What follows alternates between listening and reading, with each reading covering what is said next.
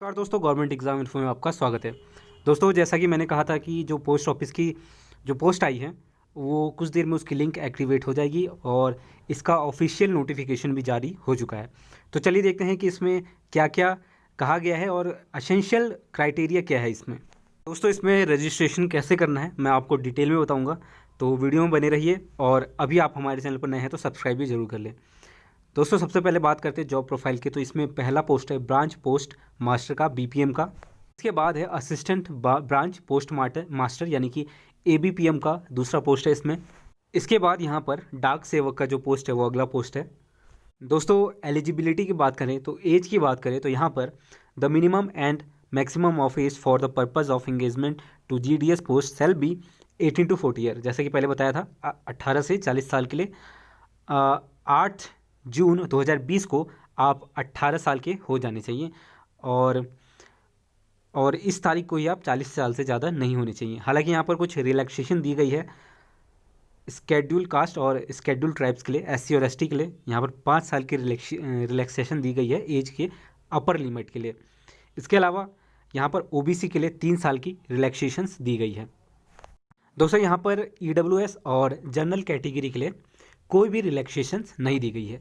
बात करते हैं यहाँ पर पीडब्ल्यूडी के लिए, तो यहाँ पर 10 साल और पर्सन विथ डिसएबिलिटी के लिए प्लस ओबीसी जो डिसेबल्ड पर्सन है साथ ही साथ वो ओबीसी के अंडर आता है तो उसके लिए 13 साल, और अगर वो एससी एसटी के अंतर्गत आता है तो उसके लिए 15 साल का रिलैक्सेशन दिया गया है अपर एज क्राइटेरिया में। दोस्तों, अब बात कर लेते हैं एजुकेशनल क्वालिफिकेशन की। तो यहाँ पर आपको 10th क्लास पास मांगा गया है।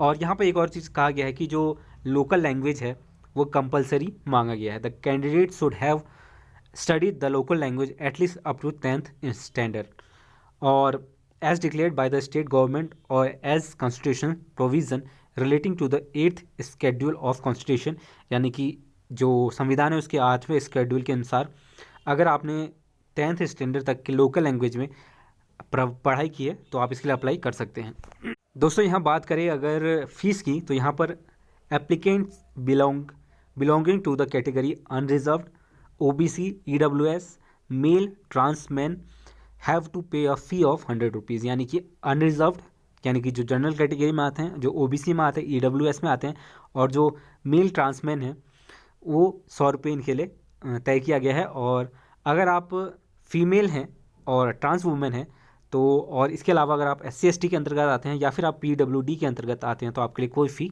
यहाँ पर नहीं देना होगा आपको। दोस्तों, यहाँ पर जो सिलेक्शन क्राइटेरिया है वो पूरी तरह आपकी 10th के मार्क्स पर निर्भर करता है। यहाँ पर साफ साफ लिखा है selection will be made as per the automatic generated merit as per the rule based on the candidates online submitted application. जो आपने ऑनलाइन एप्लीकेशन दिया होगा या देंगे तो उसमें जो भी आपके मार्क्स होंगे उसके ऊपर डिपेंड करेगा आपका सिलेक्शन।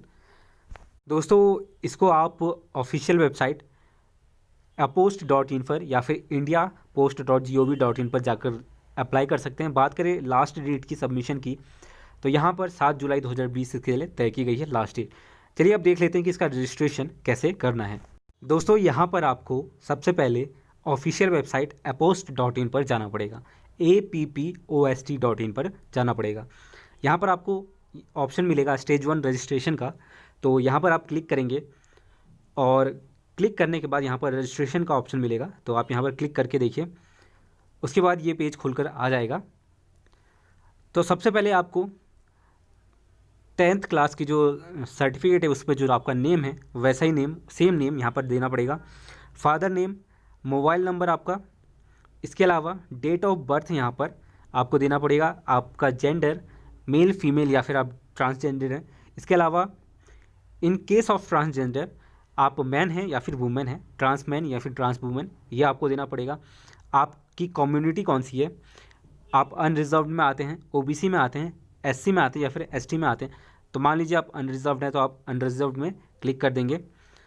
इसके बाद बात करें तो where the belongs of EWS section, अगर हाँ तो आप यस पर क्लिक करेंगे। इसके अलावा अगर बात करें क्या आपके पास ईडब्ल्यूएस सर्टिफिकेट अवेलेबल है तो आपको यहाँ पर अपलोड करना पड़ेगा यहाँ पर, और ये यहाँ पर आपको अपलोड का ऑप्शन भी मिल जाएगा, सर्टिफिकेट वैलिड अप टू यहाँ पर और इसके अलावा यहाँ पर are you person with disability, तो अगर आप डिसेबल पर्सन है तो यहाँ पर आप यस कर सकते हैं, नहीं है तो नहीं करेंगे। सेलेक्ट PWD कैटेगरी, तो यहाँ पर आपको सेलेक्ट करना पड़ेगा। उसके बाद सब कैटेगरी, यानी कि आप इसकी सब कैटेगरी क्या है वो यहाँ पर आपको देना पड़ेगा।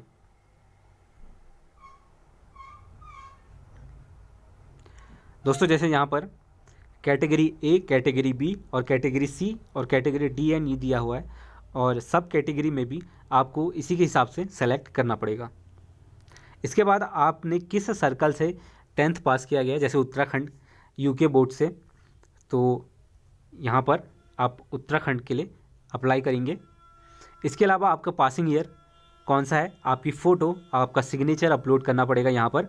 इसके बाद आपको ये कैप्चा फिल करना पड़ेगा और यहाँ पर टिक करके सारी डिटेल्स चेक करके आप यहाँ पर सबमिट कर सकते हैं, तो आपका जो रजिस्ट्रेशन है वो हो जाएगा। इसके बाद आपको फ़ी भरना पड़ेगा सेकंड स्टेप में, और फीस भरने के बाद आपको डिटेल में इसके लिए अप्लाई करना पड़ेगा। दोस्तों फॉर्म भरने में अगर आपको कोई भी दिक्कत आ रही है तो आप कमेंट करके कमेंट सेक्शन में अपने डाउट क्लियर कर सकते हैं। तो दोस्तों ये थी अपडेट, और इसमें जो लास्ट डेट तय की है फॉर्म भरने की वो 7 जुलाई 2020 तय की गई है। तो दोस्तों ये थी अपडेट, और इसी तरह के सभी अपडेट प्राप्त करने के लिए चैनल को सब्सक्राइब कर लें और पास में बेल आइकन को भी प्रेस कर लें। तब तक के लिए दोस्तों धन्यवाद।